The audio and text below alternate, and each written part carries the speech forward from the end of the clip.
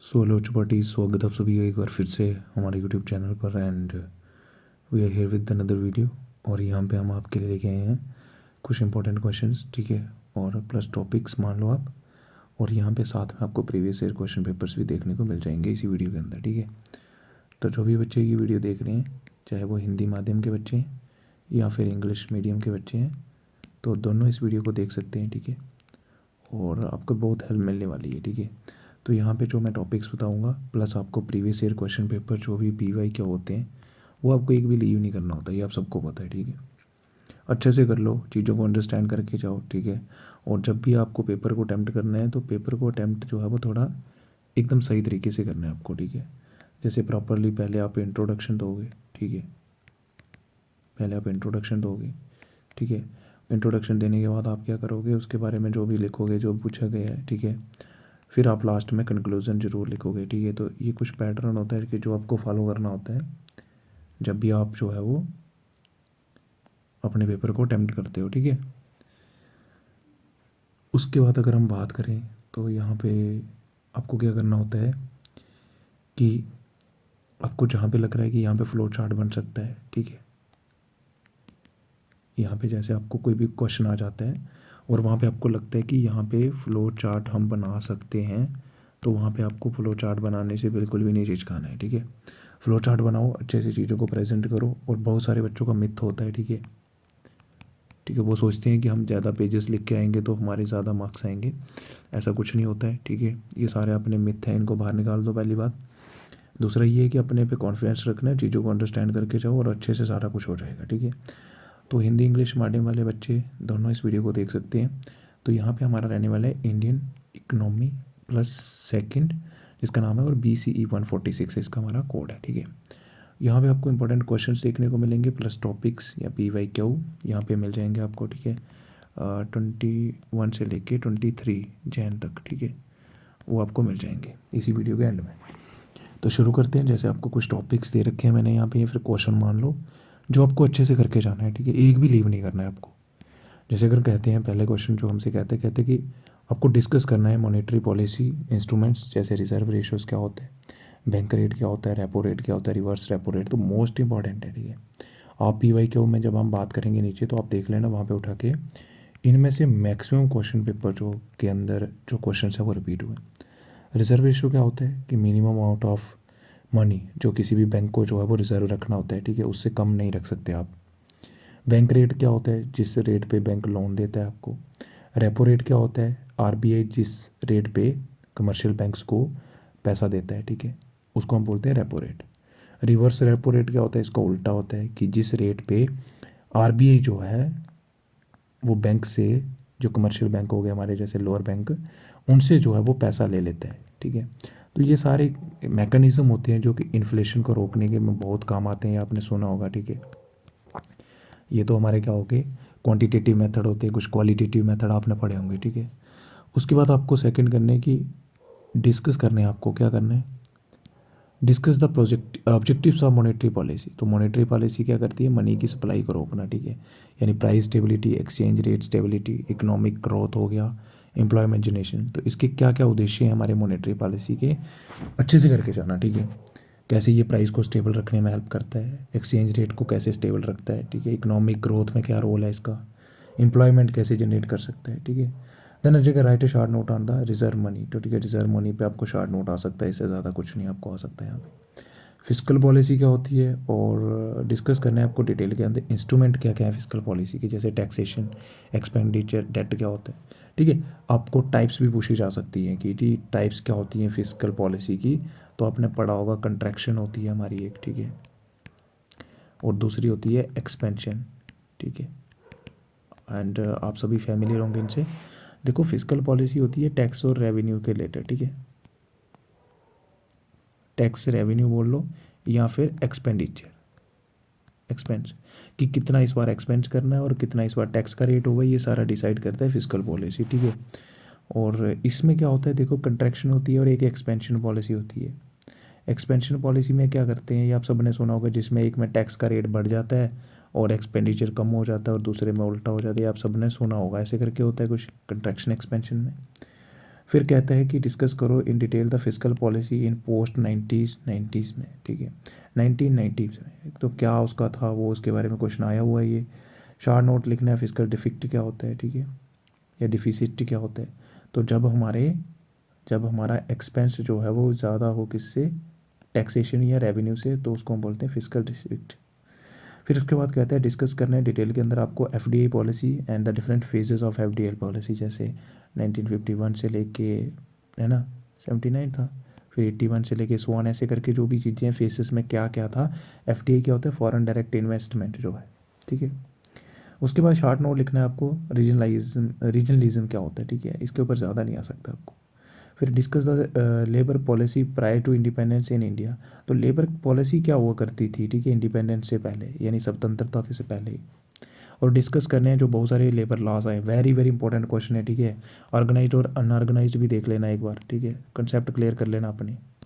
तो ये ऑर्गेनाइज्ड और अनऑर्गेनाइज्ड सेक्टर में दोनों का पूछ सकता है, क्योंकि लेबर के रिलेटेड कौन कौन से लॉज हैं।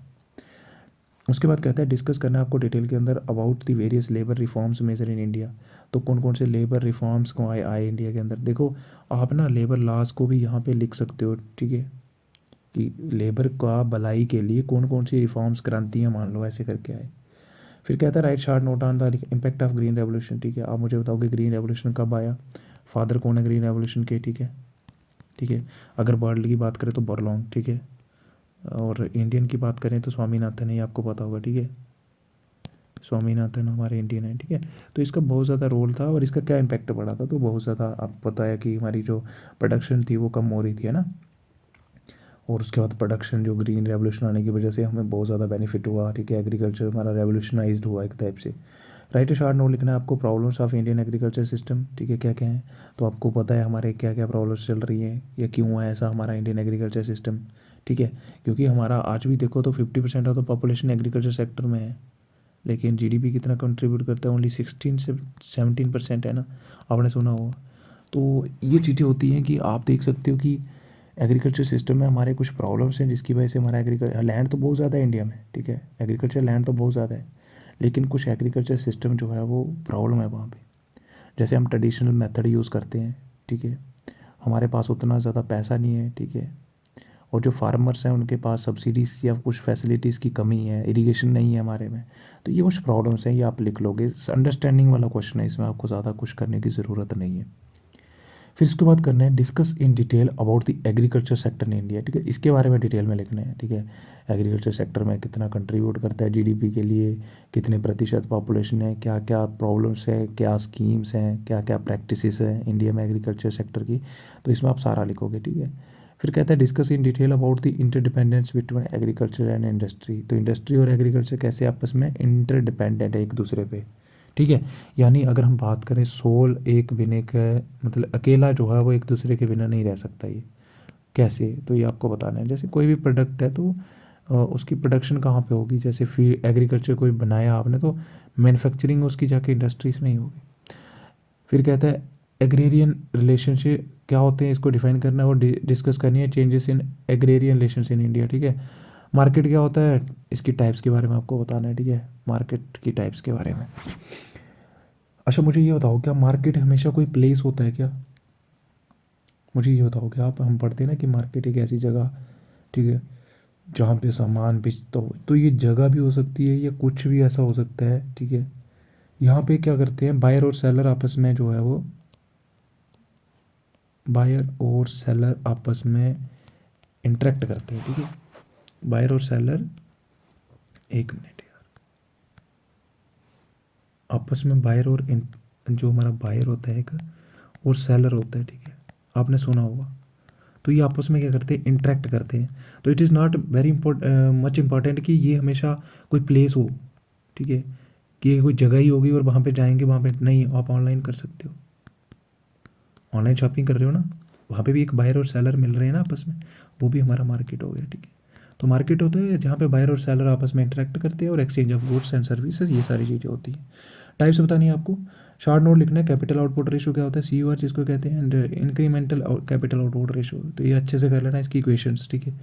Discuss in detail about the determinants क्या है प्राइवेट इन्वेस्टमेंट इन एग्रीकल्चर में, कौन कौन सी चीज़ें जो है वो डिटरमाइन करती हैं कि प्राइवेट लोग जो है वो इन्वेस्ट करेंगे एग्रीकल्चर में। What are the various measures to increase agriculture productivity, कैसे हम एग्रीकल्चर प्रोडक्टिविटी को बढ़ा सकते हैं, इसके लिए क्या क्या मेजर्स अपनाने चाहिए, कौन कौन से तरीके हैं। शॉर्ट नोट लिखना है आपको ऑर्गेनिक फार्मिंग पे, वेरी वेरी इंपॉर्टेंट। आप मुझे बताओगे फर्स्ट कंप्लीटली 100% जो इंडिया की पहली ऑर्गेनिक स्टेट का नाम क्या है, ठीक है, सिक्किम। मैं बता देता हूँ आपको, तो सिक्किम हमारी जो है वो फर्स्ट ऑर्गेनिक स्टेट बनी है। कॉन्ट्रैक्ट फार्मिंग क्या होता है, this are the certain easy question, ठीक है, जो आपको अच्छे से करके जाना है। डिटेल के अंदर लिखना है ऑब्जेक्टिव्स क्या हैं, इंस्ट्रूमेंट्स ऑफ एग्रीकल्चर पॉलिसी के, ठीक है। शॉर्ट नोट लिखना है नेशनल मिशन जो था sustainable agriculture, what is sustainable, ठीक है। सस्टेनेबल होता है कि हमें सस्टेन तरीके से कोई भी रिसोर्स है उसको इस तरह से यूज़ करना है कि हमारी जो प्रेजेंट नीड्स हैं वो फुलफिल होनी चाहिए, और उसके साथ साथ हमारे फ्यूचर के जो आने वाली जनरेशन है उसकी भी नीड्स के लिए हमें बचा के रखने हैं रिसोर्सेज, ठीक है, यानी without compromising the future needs of our future population, ठीक है। सस्टेनेबल डेवलपमेंट की बात करें तो टोटल कितने गोल थे, 17 थे। जनरल नॉलेज के लिए आपको पता होना चाहिए। कब आए थे ये, 2015 में आए थे। टारगेट कितना था इनका, 15 ईयर का, मतलब बाई 2013 को हम अचीव करेंगे। इससे पहले क्या आया था, मिलेनियम डेवलपमेंट गोल, ठीक है, कितने थे टोटल, 8, वेरी वेरी इंपॉर्टेंट, ठीक है। इंडिया में ये जो हमारा ये जो है गोल किसने करे थे, यानी सस्टेनेबल डेवलपमेंट, तो ये हमारा नीति ये होगा, आप सबने सुना होगा, ठीक है। इसका नाम पहले हुआ था प्लानिंग कमीशन हुआ करता था, आप सुना होगा सबने, ठीक है। तो इट्स नॉट मच इंपॉर्टेंट आपके लिए, लेकिन इतना जानना जरूरी होता है कि सस्टेनेबल एग्रीकल्चर क्या होती है। सस्टेनेबल एग्रीकल्चर मतलब इस प्रकार से यूज़ करना है कि पेस्टिसाइड्स इंसेक्टिसाइड्स इनका कम यूज़ करना है, ठीक है। और टेनेंसी रिफॉर्म, इसके ऊपर भी आपको शॉर्ट नोट आ सकता है। प्रधानमंत्री फसल बीमा योजना, very very important. Discuss in detail about the industrial policy before 90s पे पहले जो इंडस्ट्रियल पॉलिसी हुआ करती थी, ठीक है। 1991 इंडस्ट्रियल पॉलिसी जो न्यू आई थी, तो इसमें आप सबको पता होगा मोस्ट इंपॉर्टेंट चीज़ क्या आया था यहाँ पे, LPG, फुल फॉर्म आप मुझे बताओगे, लिबरलाइजेशन, प्राइवेटाइजेशन, ग्लोबलाइजेशन, ठीक है। इससे पहले नहीं था, इसलिए हमारी इकोनॉमी जो थी क्लोज थी पहले, फिर ओपन हो गया। Discuss in detail the growth and structural changes in Indian industrial sector over the plan period है, या अलग अलग फेसेस में कैसे जो हमारा इंडस्ट्रियल सेक्टर है इंडिया का उसमें स्ट्रक्चरल चेंजेस आए हैं, उसकी ग्रोथ हुई है, आपको बताना है। शॉर्ट नोट लिखना आपको कंपटीशन कमीशन जो है इंडिया की, very very important. Small scale industries और इसके बारे में लिखना है कि क्लासिफिकेशन लिखनी है इसकी, ठीक है, अच्छे से कर लो इसको भी। कौन कौन से इनिशिएटिव लिए गए हैं इन दी स्पोर्ट ऑफ SUPORT, प्रमोट करने के लिए स्मॉल स्केल इंडस्ट्रीज को, कौन कौन से initiative, very very important. Micro small and MSME जिसको कहते हैं हम, डेवलपमेंट एक्ट 2006, इसके ऊपर शॉर्ट नोट आ सकता है आपको। शॉर्ट नोट लिखना है आपको concept and scope of service sector का, और सब सेक्टर कौन कौन से हैं इसके सर्विस सेक्टर के। पॉलिसी इश्यूज़ क्या हैं for the promotion of service sector, कौन कौन सी पॉलिसी इश्यूज़ हैं किसकी प्रमोशन के लिए, सर्विस सेक्टर की। डिटेल के अंदर लिखना आपको impact of policies and constraints on the domestic regulation in place for this service sector India, कौन कौन सी पॉलिसीज़ के इम्पैक्ट हैं या कंस्ट्रेंट्स हैं जो रोकती हैं, ठीक है। तो हिंदी वाले बच्चे यहाँ से देख लेंगे, ठीक है, तो आप पढ़ लोगे इसको वैसे। आरक्षित अनुपात, बैंक दर, रेपो और रिवर्स रेपो दर जैसे ये जो मौद्रिक नीति उपकरणों पर चर्चा करनी है आपको, ठीक है। तो वैसे मैंने ऊपर हिंदी में ही बताया, अगर आपने सुना होगा तो आपको समझ आ गई होगी, ठीक है। ये हिंदी वाले यहाँ से देख लोगे। आरक्षित धन पर एक संक्षिप्त टिप्पणी लिखनी है आपको, ठीक है, रिजर्व मनी, ये आप पढ़ लोगे, आप इसमें उतना पढ़ने वाला कुछ नहीं है, ठीक है। वीडियो पॉज कर लो और पढ़ लो यहाँ पे। जैसे कृषि उत्पादन बढ़ाने की जो विभिन्न उपाय क्या हैं, ठीक है। जैविक खेती यानी ऑर्गेनिक फार्मिंग जो होती है, ठीक है, और अनुबंध खेती जो होती है कॉन्ट्रैक्ट फार्मिंग, एक शॉर्ट नोट लिखना है इस पर आपको, ठीक है। कृषि नीति के उद्देश्य एवं उपकरणों पर विस्तार से लिखना है आपको, ठीक है। तो ये आप कर लोगे। देखो नई जो हमारी औद्योगिक नीति थी 1991, इसके बारे में आपको विस्तार से लिखना है, न्यू एजुकेशन पॉलिसी 1991, तो इतना कुछ नहीं है, ठीक है। सेवा क्षेत्र ये आप पढ़ लोगे यहाँ से, ठीक है। तो 1.5 साल चूँकि आपको अच्छे से कर लेने हैं, ठीक है। और इस चीज़ की मैं गारंटी देता हूँ कि आपको यहाँ से अगर मैंने आपसे सामने ये 30 क्वेश्चन शेयर करे ना, तो इस चीज़ की मैं गारंटी देता हूँ कि आपके पेपर में 90% ऑफ द क्वेश्चन अगर यहाँ से ना आए तो पूछ लेना। उसके बाद ये तो आएंगे ही आएंगे, और यहाँ पे मैंने वो वाले क्वेश्चन पेपर नहीं ऐड करे हुए हैं जो प्रीवियस ईयर के अंडर आए हुए थे, ठीक है, यानी वहाँ पे आए हुए थे पहले, तो आपको वो तो करने ही करने हैं, ठीक है। जो भी PYQ हैं वो आपको मिस नहीं करने होते, ठीक है। तो अभी देख देखते हैं PYQ। तो ये रहने वाला है हमारा कब का 2022 जून वाला, ठीक है। Indian economy second, maximum marks हमारे 100 होते हैं, आपको तो 3 घंटे होते हैं, ठीक है। तो पहली बात सेक्शन की बात करें तो यहाँ पे क्या है 2x20, ठीक है। आपको कोई 2 क्वेश्चन के आंसर देने, बहुत चॉइस होती है आपके सामने, अच्छे से आराम से आप पेपर जो है वो कर सकते हैं। देखो फिजिकल पॉलिसी आ गया, इन्हें देखो क्वेश्चन का घुमा के डाल सकते हैं, जो मैंने ऊपर टॉपिक बताया ना आपको, टॉपिक वही होगा हमारा, लेकिन क्वेश्चन को वो घुमा के पूछ सकता है आपसे कि क्रिटिकली एनालाइज करो, उसका विश्लेषण करो, ठीक है। फिजिकल पॉलिसी क्या होती है इसके बारे में पहले लिखो आप थोड़ा सा, ठीक है। और इसकी टाइप्स भी लिख सकते हो आप, ठीक है। Followed in India since independence से जो फॉलो हो रहा है उसके बारे में आपको लिखना है, एनालाइज करना है। And what are the changes introduce in its during the post reform year, आने वाले टाइम में, यानी जैसे जैसे आगे बढ़ते गए तो इसमें क्या क्या चेंजेस लाई गई, ये आपके बारे में, इसके बारे में लिखना है। तो इसमें कुछ नहीं है, बस contraction policy, expansion policy, taxation, revenue, expenditure, debt, इन सभी के बारे में तो बताते गए हमें, आगे क्या बताया उन्होंने, बस उसी के बारे में आपको लिखना है। तो क्रिटिकल एग्जामिन कर दो, एनालाइज कर दो, विश्लेषण कर दो। उसके बाद इसके साथ देखो दूसरा क्वेश्चन कहता है explain the provision made for the social security of unorganise sector workers in India.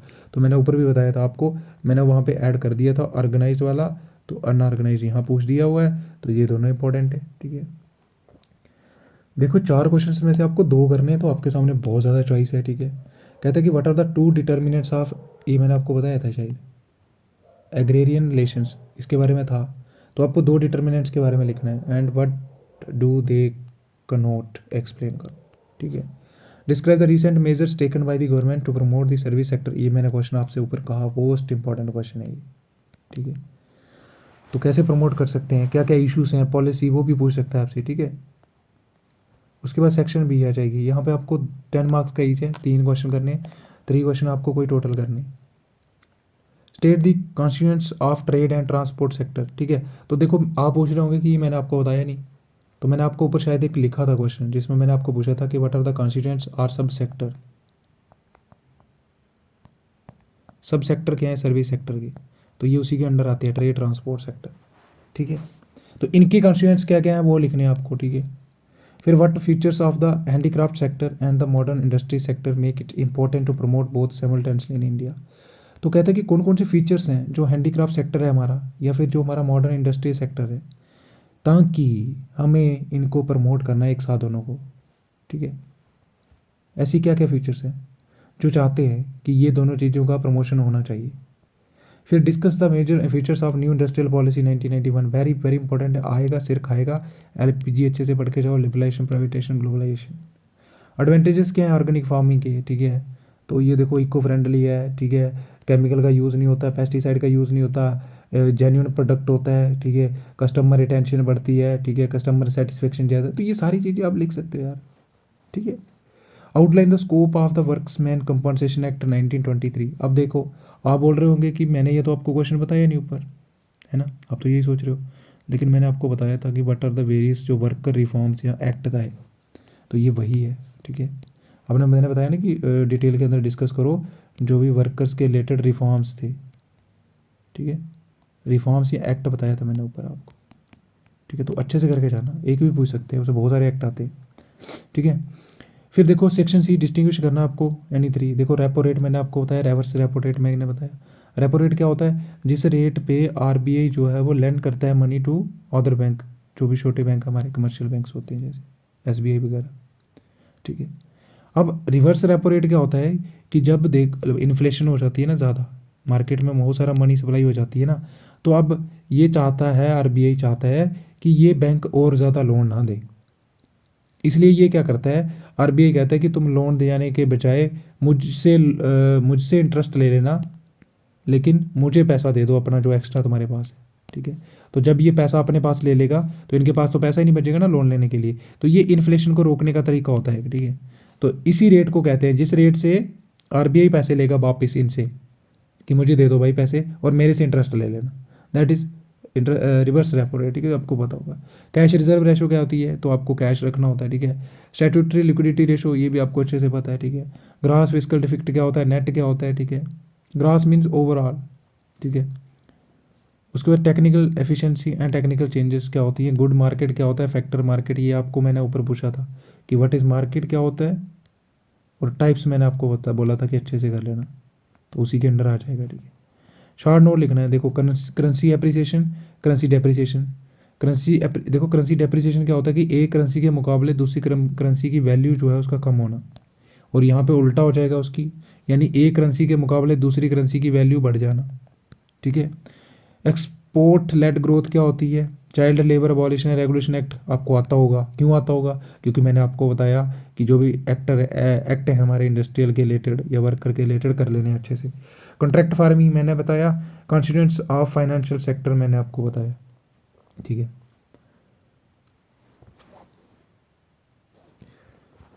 उसके बाद अगर हम बात करें तो आपको 1 मिनट रुकना पड़ेगा, ठीक है। रुकना इसलिए पड़ेगा क्योंकि मेरा गला जो है ना वो थोड़ा बंद हो गया है, तो उसके लिए आपको 2 मिनट रुकना होगा।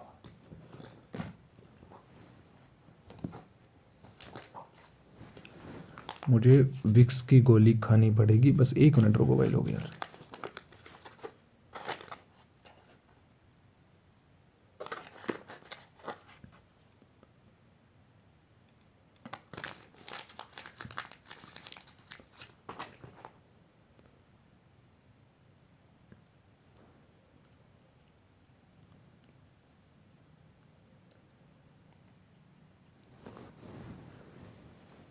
तो अभी यहाँ पे हम सॉरी फॉर इनकन्वीनियंस एंड अभी यहाँ पे हम आ जाएंगे हिंदी मीडियम वाले बच्चों के साथ, ठीक है।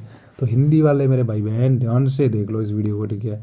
आपको मैंने जो इंग्लिश में बताया वो आपको यहाँ पे हिंदी में करना है।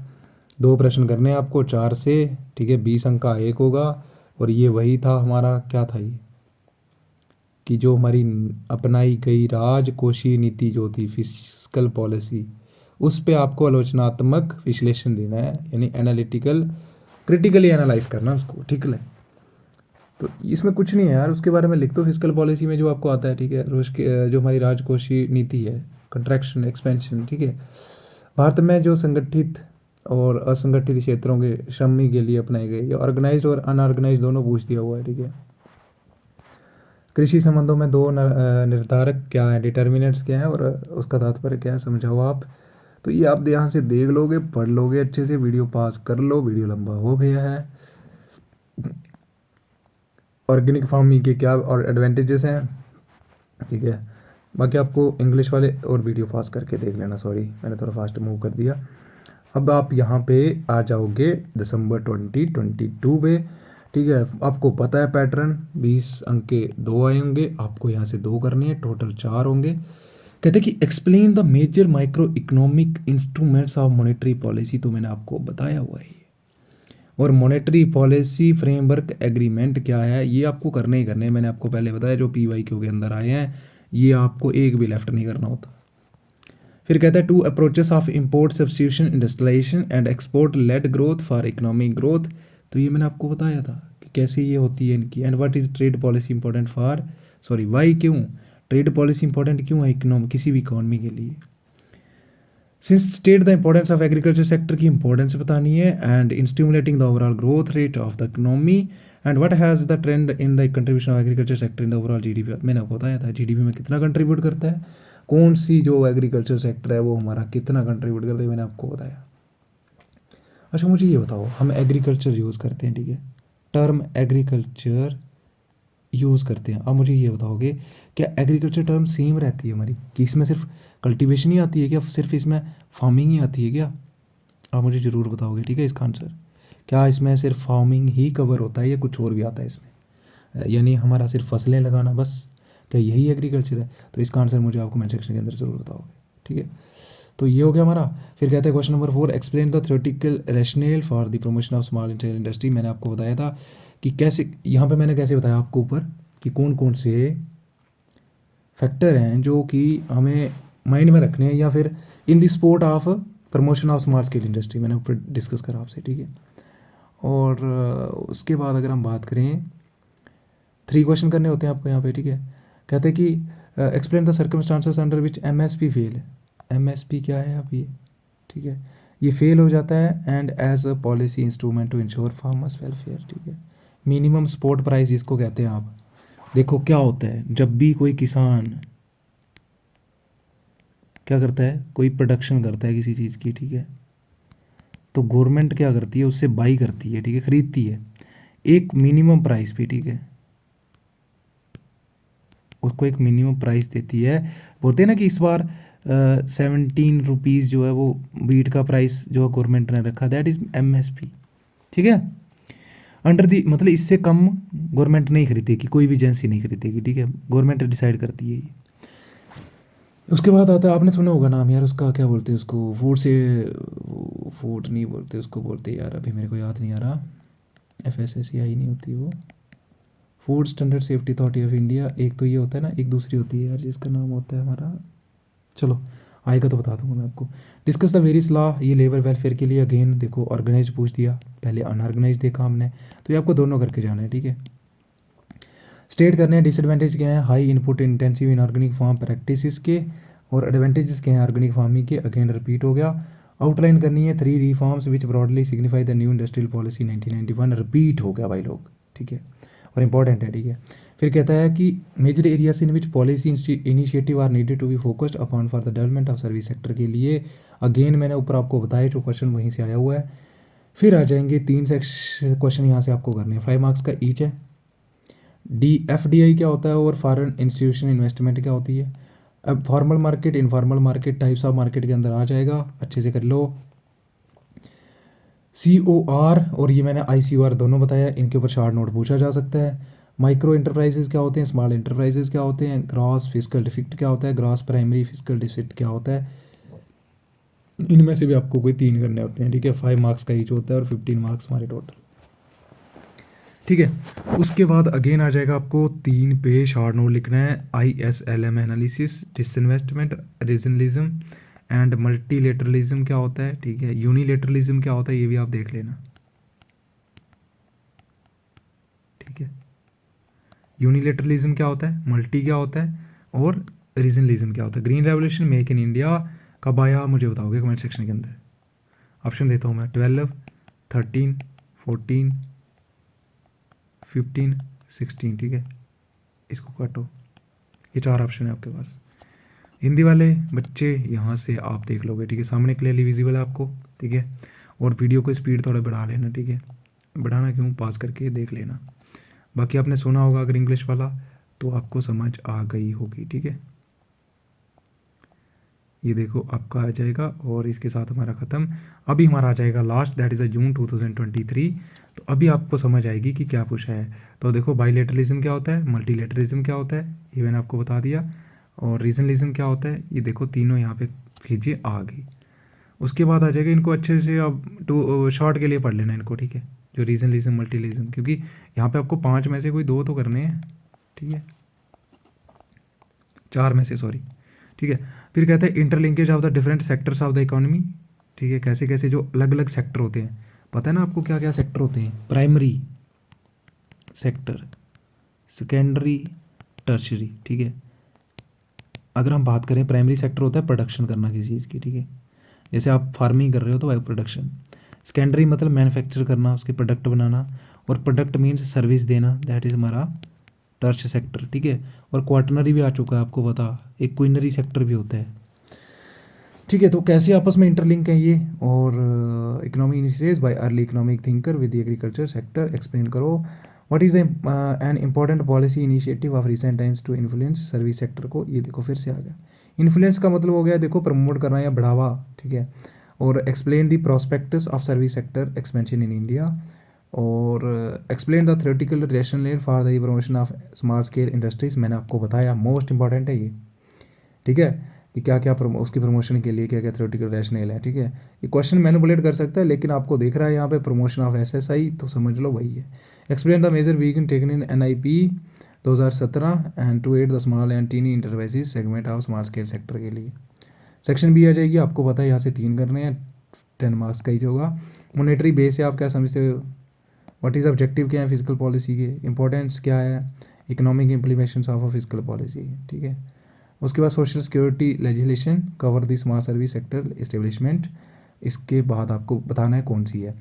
एनालाइज करना है trend of the tenancy status in India and what is mean by reverse tenancy क्या होता है। ठीक है, तो ये मैंने आपको बताया था ना, tenancy act, tenancy reform, sorry.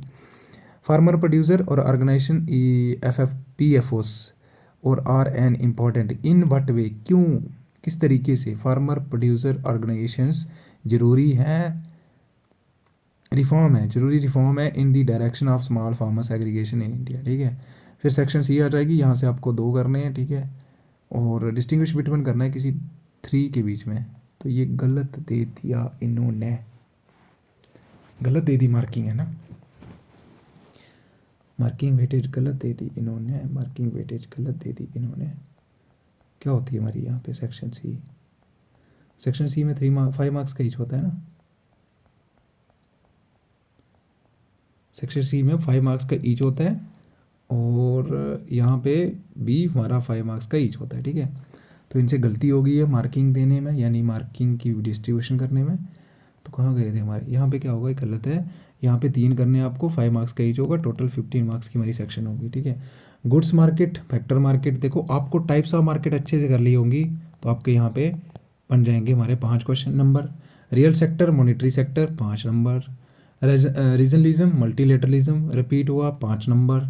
Current account convertibility and capital account convertibility 5 marks, easy है, बस काउंट कर लो इन पे। शॉर्ट नोट, शॉर्ट नोट लिखना है किसी 3 पे। Competition commission in India, very very important, मैंने आपको बताया था ऊपर, ठीक है, 5 मार्क्स। ये भी हमारी क्या होती है, 5 × 3 total 15 marks. Goods and service taxes, GST के बारे में लिखना है, कब आया था और JNK में कब आया था, ये सबसे लास्ट में कब आया था, कहाँ पे, कौन सी स्टेट थी, अभी यूटी बन चुकी है वो। Migration of labour, employ provident fund and miscellaneous provision act, EPFA जिसको कहते हैं 1952। तो मैंने आपको बताया था ना कि जो भी एक्ट आए हैं अच्छे से पढ़ लो। और गार्ड्स क्या था, general argument on trade and service, ठीक है। तो ये हो जाएंगे हमारे कंप्लीट क्वेश्चन पेपर, जो अभी हिंदी वाले यहाँ से देख लोगे, ठीक है। वीडियो पॉज करो और क्वेश्चन पेपर जो है उसको अच्छे से पढ़ लो, ठीक है। बाकी आपने अगर सुना होगा तो आपको समझ आ गई होगी, ठीक है। उसके बाद आपको कुछ नहीं करना है। तो that's all with today video, and आशा करता हूँ कि कहीं ना कहीं आपके बहुत काम आने वाली वीडियो, ठीक है। तो PY के जो भी आपको दिए होते हैं बच्चा पार्टी, तो आपको वो नहीं छोड़ने होते हैं, ठीक है। बाकी अगर आपको कोई दिक्कत आ रही है, कहीं भी परेशानी है, तो आप एक बार क्वेरी ज़रूर रखिएगा। और जिन बच्चों के पास स्टडी मटेरियल नहीं है, ठीक है, तो उनको मैं एक बता देता हूँ कि आपको क्या करना है। सिंपली आप टेलीग्राम चैनल का लिंक आपको मिल जाएगा हमारे यूट्यूब डिस्क्रिप्शन में, ठीक है। उस लिंक पे टैप करो, हम आपको वहाँ पे सॉफ्ट कॉपी प्रोवाइड कर देंगे, ठीक है, हर एक सब्जेक्ट की, ठीक है। सो आज के लिए इतना ही, मिलते हैं अगली वीडियो में, तब तक के लिए bye bye, have a good day.